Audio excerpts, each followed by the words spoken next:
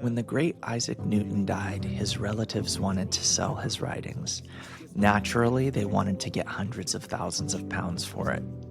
Buyers came from the Cambridge Library, the British National Museum, bishops, and so on. They would open Newton's writings, start reading them, and then push them away as if they were a plague. His work remained untouched for many, many years. What was behind it? The fact is, Newton believed in one God. Among other things, he quoted Rambam and followed the Jewish sages. We read about this, but I want to tell you in my own words. He wrote about the uniqueness of God, who created everything, who transmitted knowledge about the system of the universe to the first man, Adam, and then to the chosen few, up to Abraham, and then to the Jewish people. This is how Newton defined the role of the Jews in world history. However, in a direct way, the secrets were accessible to very few. That is, they were accessible to Moses and carefully encrypted in the structure of the Jerusalem temple. So Newton began researching the Jerusalem temple. In every turn and corner, he saw the harmony of the universe and wrote about it. I don't know if making such a comparison is possible, but Abraham and Moses got such access to the Creator. Newton wanted to get it too. That is, he wanted to break through to the Creator by means of science. Is it possible or not? Through science? I think not.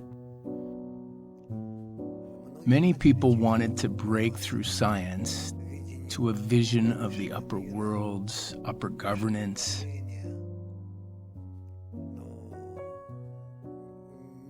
But no one was allowed to do it in that way. Can you tell us why? Basically, he did take the first steps that... On the outside, he took external steps in his discoveries. Yes, and he also studied Hebrew. But why is it not allowed? You can't reveal it that way. You can't? No. A person must reveal new instruments for attaining and making it so nature would reveal itself to him. That is, from the side of man to the Creator, and from the side of the Creator to man. I don't think this is possible except through Kabbalah and the science of Kabbalah. In fact, many have tried to accomplish this, but encountered such restrictions they could not achieve it. So after such attempts, is there no opening appearing in the heart? It opens up a little, but takes place, in fact, in science. In science? Yes. And then one delves back into science? Yes. So this fulfillment of the scientist... You can see how it happens. Indeed, it closes you off to everything else. From generation to generation, science somehow advances in small steps.